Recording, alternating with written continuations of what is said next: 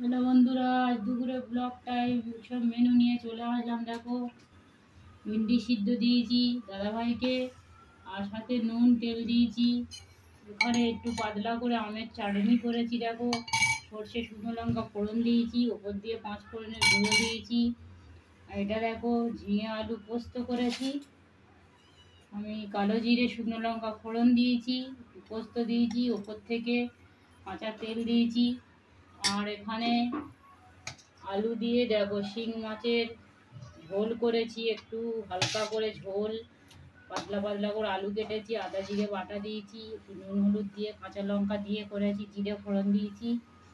আর এটা দেখো, ছোটো কই মাছ চচ্চড়ি করেছি, চিচিঙ্গে বেগুন সরু সরু করে আলু কেটে দিয়ে ছোটো কই মাছটা চচ্চড়ি করেছি। আর এতে ফোড়নে দিয়েছি পেঁয়াজ আর কালো জিরে ফোড়ন দিয়েছি, একটু চেরা কাঁচা লঙ্কা দিয়েছি। বন্ধুরা, তাতে গরম ভাত আছে, খাও ঢেঁড়স দিয়ে সাঁটা শাট, কুমড়োর ঘ্যাঁট করো, বন্ধুদেরকে বলো। আর দেখো, দাদাভাই ভিন্ডি সিদ্ধ দিয়ে খাচ্ছে এই কই মাছের চচ্চড়িটা। মা এখনো আসেনি, মা এখন খাওয়ার টাইম।